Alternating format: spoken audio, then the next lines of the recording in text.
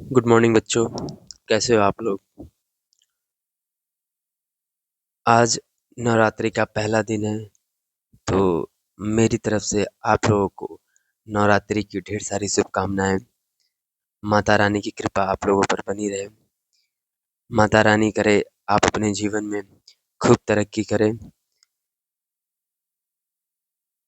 आज हम लोग सोशल साइंस सेवेंथ का क्लास सेवेंथ का थर्ड चैप्टर वाटर की डिटेल नोट्स को डिस्कस करेंगे और इस चैप्टर को हम बहुत कॉम्प्रिहेंसिव वे में स्टडी करेंगे।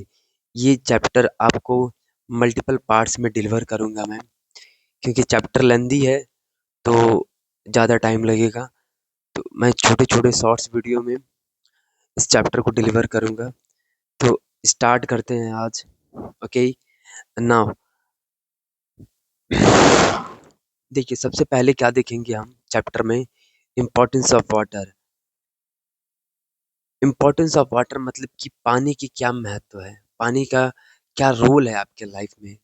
एक बार आप इमेजिन करके देखिए अपने साइड से भी कि अगर पानी नहीं है तो क्या हमारी जो लाइफ है उसका सर्वाइवल पॉसिबल है? आंसर है नहीं। बिना पानी के आप कुछ भी सोच नहीं सकते हैं अपने लाइफ में। एक बार ये सोचिए कि आप अगर कहीं भी रह रहे हैं, वहां पर अगर पानी की सुविधा नहीं मिल पाती है तो क्राइसिस आ जाते हैं। कहीं कहीं तो इवन वाटर स्कैरसिटी जैसी प्रॉब्लम भी आपके सामने दिख जाती है, पानी की ढेर समस्याएं। आज देखिए, आज के टाइम में अगर मैं बात करूँ, थोड़ा-सा टॉपिक से हट के अगर मैं बात करूँगा, जो वाटर स्कैरसिटी है, वो आज एक मेजर रोल प्ले कर रही है हमारे इंडिया में। आप इंडिया में अगर साउथ की तरफ जाएँगे, बैंगलोर जो हाईटेक सिटी है, वहाँ पर आए दिन कहीं न कहीं वाटर स्कैरसिटी जैसी प्रॉब्लम फेस करनी पड़ती है लोगों को। तो चलिए, वो तो हमारे बियॉन्ड द टॉपिक है, लेकिन अगर हम अपने टॉपिक के ऊपर बात करेंगे, तो हमारा टॉपिक है वाटर। वाटर में भी हमारा जो फर्स्ट इम्पोर्टेंट टॉपिक है जिसको बोला जा रहा है इम्पोर्टेंस ऑफ वाटर। वाटर की क्या इम्पोर्टेंस है? तो देखिए, water is essential for life. हमारे लिए वाटर जो है बहुत इम्पोर्टेंट एक एलिमेंट्स भी कह सकते हैं। वाटर एक इम्पोर्टेंट एलिमेंट है हमारे लाइफ के लिए। मतलब कि अगर मैं कहूँ कि अगर आपको जितना ज़रूरी साँस लेना है, उतना ही ज़रूरी आपके जीवन में पानी भी है। बिना पानी के आप कुछ भी इमेजिन तक नहीं कर सकते हैं। तो water is essential for life. Water is essential for life. Without it no living organism can survive. देखिए, बिना पानी के बिना पानी के कोई भी लिविंग ऑर्गेनिज्म सर्वाइव नहीं कर सकता। हम और आप ही नहीं, हम और आप ही नहीं, इवन जितने भी लिविंग ऑर्गेनिज्म हैं, जितने भी लिविंग ऑर्गेनिज्म है, बिना वाटर के वो सर्वाइव नहीं कर सकते। नेक्स्ट है, earth water is found in the hydrosphere. अब यहाँ पर एक टर्म आ रहा है, हाइड्रोस्फीयर क्या होता है? हम्म, हाइड्रोस्फीयर। तो हाइड्रोस्फीयर मतलब समझिए पानी के सभी रूप, पानी के सभी फॉर्म्स को क्या कहते हैं हम? हाइड्रोस्फीयर कहते हैं। देखो, मैं यहाँ पर लिख रहा हूँ, बहुत प्यार से मैं आपको चीज़ों को समझाऊंगा। आप ध्यान से इस वीडियो को देखना। देखो, हाइड्रोस्फीयर, हाइड्रोस्फीयर में क्या आएगा? आप पानी के कितने रूप देखें? पानी के बहुत रूप हैं, जैसे इंसानों के रूप होते हैं। इंसान दिखने से बाहर कुछ और रहता है, अंदर कुछ और रहता है। ठीक है? तो यहाँ पर क्या है? हाइड्रोस्फीयर। हाइड्रोस्फीयर में कितने रूप होते हैं पानी के? सबसे पहला आप क्या देखेंगे? आइस देखेंगे। ठीक, ओके। रेनफॉल देखेंगे। Very good. नेक्स्ट, आप रिवर देखेंगे। ओके, बारिश का पानी देखेंगे, गंगा जी का पानी देखेंगे, आइस देखेंगे। ओके, आप ग्राउंड वाटर देखेंगे, जमीन के नीचे भी आपको पानी मिल जाता है। हाँ? आपको रिवर्स मिल जाएगा, आपको लेक्स मिल जाएंगे। Okay, lakes. तो ये सब क्या है? इसको हम कहेंगे हाइड्रोस्फीयर। हाइड्रोस्फीयर मतलब कि पानी के फॉर्म्स, पानी के फॉर्म्स। फॉर्म्स मतलब क्या होता है? रूप। फॉर्म्स मतलब क्या होता है? रूप। ठीक है? तो कहने का ये है कि वाटर, अर्थ के ऊपर जो पानी पाया जा रहा है हाइड्रोस्फीयर में, ठीक, वो उसके कई सारे रूप हैं। देखिए, ओशंस हो गए, रिवर्स हो गया, लेक्स हो गया, आइस कैप्स हो गए। आइस कैप्स मतलब कि इसमें आपके ग्लेशियर हो जाएंगे। कौन हो जाएगा? ग्लेशियर्स। ओके, जो आपकी बर्फ की मोटी-मोटी चादरें होती हैं, जैसे कि आपके माउंटेन है, माउंटेन पे क्या होता है बहुत सारे स्नोफॉल होते हैं तो यहाँ पर एक्युमुलेट हो जाता है जिसकी वजह से जब ये मेल्ट होता है, मेल्ट होने के बाद यही रिवर्स क्या होती है फ्लो होती हैं, उसी को आइस कैप्स बोलते हैं। ग्राउंड वाटर जमीन के नीचे का पानी हो गया। वाटर वेपर, वाटर वेपर जैसे आपके एटमॉस्फेयर में आपके वाटर वेपर अवेलेबल होते हैं, आपको दिखेंगे नहीं वाटर वेपर, जैसे आप देखेंगे जो खेतों में जो पौधे लगे होते हैं, अगर वाटर वेपर नहीं होता एटमॉस्फेयर में तो उसके ऊपर ओस ओस कैसे ड्यू और फॉग कैसे आता, तो वही है आपका वाटर वेपर। आगे देखते हैं कि वाटर एग्जिस्ट इन 3 स्टेट्स। देखिए वाटर बेसिकली आप कितने स्टेट में देखेंगे? वाटर स्टेट मतलब यहाँ राज्य नहीं होता है, स्टेट मतलब होता है अवस्था, स्टेट मतलब अवस्था। तो आप यहाँ पर जो देखेंगे, आप यहाँ पर जो अवस्था देखेंगे, पानी की 3 अवस्थाएँ हैं, पानी की 3 स्टेट्स हैं। सॉलिड क्या है? सॉलिड है, क्या है? सॉलिड। सॉलिड में जैसे आइस हो गया, स्नो हो गया, ये भी क्या है? पानी ही है। आप बर्फ ला के रख दीजिए घर में, ठीक? देन इसके बाद वो धीरे-धीरे क्या होने लगेगा? मेल्टिंग, मेल्ट होने लगेगा, पिघलने लगेगा और पिघल के क्या बन जाएगा? पानी। अरे पानी ही तो था वो। मतलब रूप किसका क्या था? सॉलिड में आइस था, सॉलिड में स्नो था। अब लिक्विड आ जाए, लिक्विड में तो पानी लिक्विड ही है भाई, घर में देख ही रहे हैं। अब गैसियस के फॉर्म में भी आप देखिए कि वाटर वेपर, देखो इसका मैं बहुत एक बेस्ट एग्जांपल आपको दे रहा हूँ। घर में आप देखेंगे कि कुछ आप बना रहे होते हैं, पका रहे होते हैं, तो आप उसके ऊपर क्या कर देते हैं? उसके ऊपर कुछ लिड रख देते हैं, मतलब उसको ढक देते हैं।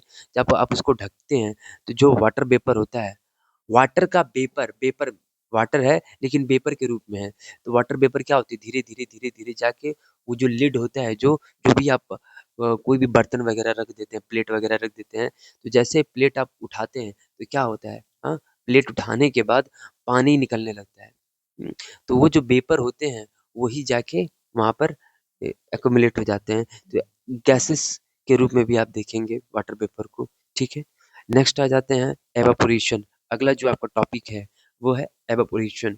अब एवापोरेशन क्या होता है? एवापोरेशन समझिएगा। देखिए एवापोरेशन एक फेनोमेना है। क्या है? एक फेनोमेना है। एक फेनोमेना मतलब क्या है? एक प्रोसेस है। क्या है? एक प्रोसेस है। अब कैसा प्रोसेस है? डेफिनेशन के थ्रू समझते हैं। फिर इसके बाद मैं और अच्छे से आपको डिटेल में समझाऊंगा एवापोरेशन क्या होता है। Process, process by which water or any liquid changes into water vapor gas by absorbing heat। देखिएगा चीजों को समझिएगा क्या कहा जा रहा है इसमें कि प्रोसेस जिसमें वाटर या कोई लिक्विड, ठीक है, वाटर या कोई लिक्विड जिसमें हीट एब्जॉर्ब करके वो वेपर या फिर गैस में बन जाता है। मतलब process by which water, water ठीक है, वाटर किसमें है? लिक्विड में है।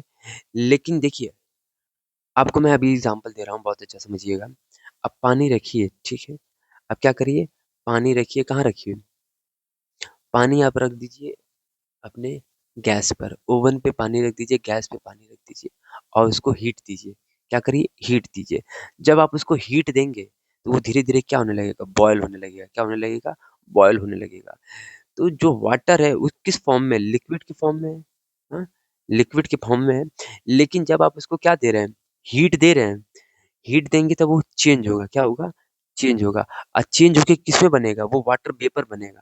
देखिए, जो पानी है, जब आप उसको हीट करेंगे, तो वो बॉयल होके धीरे-धीरे क्या बनेगा? वाष्प बनेगा, वाष्प। और वो ऊपर उठेगा, क्या करेगा? ऊपर उठेगा। देखिए, एक चीज़ मैं और आपको और बता रहा हूँ, जो गर्म हवाएँ होती हैं, हम जो गर्म हवाएँ होती हैं, वो ऊपर जाती हैं, क्योंकि वो हल्की होती हैं।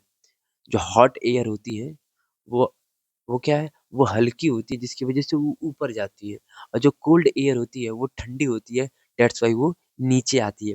तो यहाँ पर जैसे ही आप पानी को क्या करेंगे? बॉयल करेंगे, हाँ, तो वो क्या जाएगा? ऊपर जाएगा और जब ऊपर की तरफ जाएगा तो वही क्या बनेगा? वाटर वेपर के फॉर्म में क्या जा रहा है? ऊपर जा रहा है। देन इसके बाद आप देखेंगे तो उसमें कुछ बचेगा नहीं। तो मतलब कहीं न कहने का ये सेंस है कि जो लिक्विड था, इधर समझिए कि जो लिक्विड था अब वो किसमें चेंज हो गया? अब वो वेपर में चेंज हो गया, वाटर वेपर में चेंज हो गया। वाटर वेपर मतलब ये गैस में चेंज हो गया। मतलब यहाँ से ये समझना है कि बेसिकली जो एवापोरेशन होता है वो डायरेक्टली, रुकिए मैं कलर पेन का कलर चेंज कर रहा हूँ, दिख नहीं रहा है मुझे भी, तो आपको कहाँ से दिखेगा। ठीक है, एक मिनट।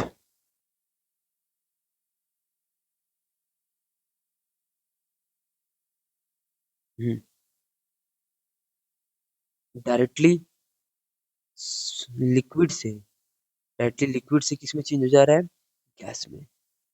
डायरेक्ट लिक्विड से किस में चेंज हो जा रहा है, गैस से।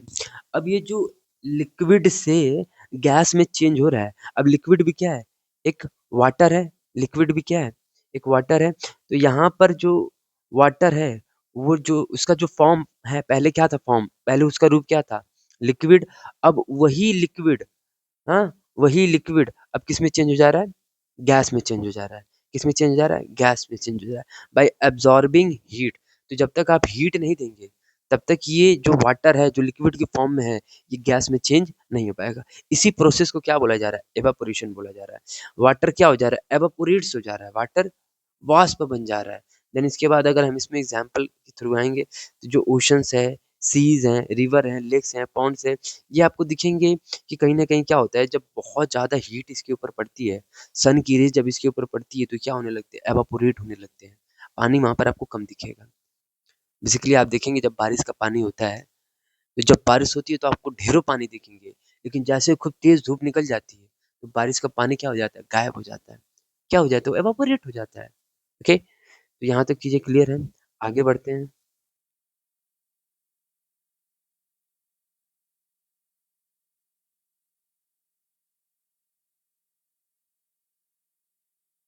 इसमें और भी हम थोड़ा बहुत कुछ ये देख लेते हैं कि water evaporates from oceans, seas, river, lakes, Pond's.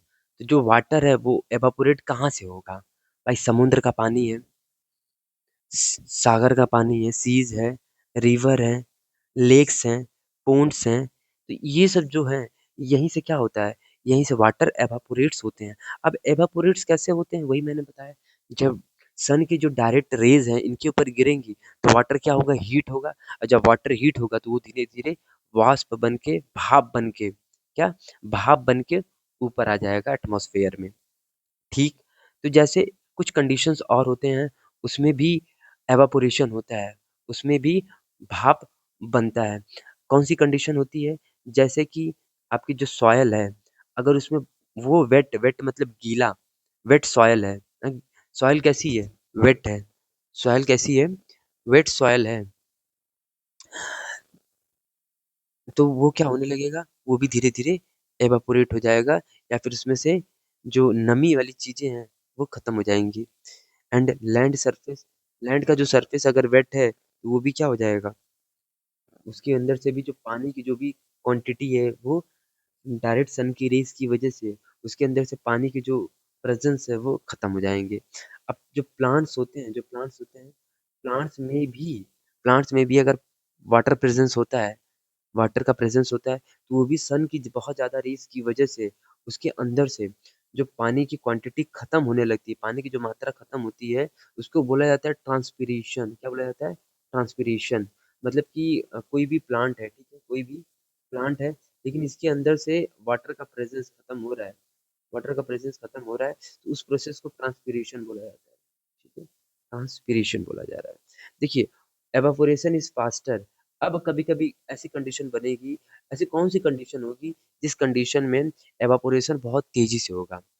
ऐसी कौन-सी कंडीशन होगी जिस कंडीशन में एवापोरेशन मतलब भाप बनने की जो प्रोसेस है, जो प्रक्रिया है, वो बहुत तेज़ रहेगी? तो ये कौन-सा टाइम होगा? देखिए, ऑब्वियस सी बात है, अब थोड़ा-सा दिमाग लगाएँगे, तो एक समर सीज़न होता है, एक विंटर सीज़न होता है। ऑब्वियस सी बात है, जो समर सीज़न है, उसमें सन की रेज़ डायरेक्टली हमारे इक्वेटर के ऊपर पड़ती है। इवन जो हमारा इंडिया है, हैं? इंडिया में सन की रेज़ डायरेक्टली पड़ रही है। तो कहीं न कहीं डायरेक्टली पड़ रही है, तो वहाँ पर टेम्परेचर क्या रहेगा? हाई रहेगा। टेम्परेचर हाई रहेगा, दिन क्या रहेगा? गरम रहेगा। जब दिन गरम रहेगा, तो कहीं पर भी वाटर का प्रेज़ेंस रहेगा, तो क्या हो जाएगा वो? एवापोरेट हो जाएगा। ये पहला कंडीशन बन सकता है। दूसरी कंडीशन क्या है, जब हवाएँ बहुत तेज़ चलती हैं। देखिए, आप घरों में कपड़े अगर डाल दिए, अर्गन पे अपने आप कपड़े डाल दिए, तो हवाएँ अगर बहुत तेज़ चलेंगी, तो वो कपड़े क्या हो जाएँगे, सूख जाएँगे, जल्दी सूख जाएँगे। क्यों? क्योंकि वहाँ से भी आपकी जो एवापोरेशन है, उसकी जो फिनोमेना है, वो तेज़ी से बढ़ जाएगा। एयर इज़ ड्राई, अगर हवा सूखी है, हवा सूखी है, अगर हवा में कोई ह्यूमिडिटी नहीं है, आर्द्रता नहीं है, नमी नहीं है, तो भी क्या हो जाएगा, एवापोरेशन फ़ास्ट रहेगा। तो ये जो कंडीशन बन रहे हैं जिसमें आपकी हवा क्या है बहुत एवापोरेशन फ़ास्ट हो रहा है। अब एप्लीकेशन मतलब आप अपने रियल लाइफ़ में कहाँ देखेंगे इसको? अगर आपको देखना है, नहीं सर मुझे आप ये बताइए कि मैं एवापोरेशन को कैसे देख पाऊँ, कैसे ऑब्ज़र्व कर पाऊँ? क्या ऐसा प्रोसेस है मेरे रियल लाइफ़ में, मेरे प्रैक्टिकल लाइफ़ में कि मैं देखते ही बता पाऊँ कि नहीं ये एवापोरेशन का प्रोसेस है, ये फिनोमेना है, तो आप कैसे देखेंगे? Sweating in summer cools our body because perspiration sweat evaporates taking away heat। देखिए क्या होता है गर्मियों में क्या होती है स्वेटिंग होती है कि नहीं गर्मियों में आप पसीने से भीग जाते हैं हाँ देन इसके बाद cools our body because perspiration evaporates taking away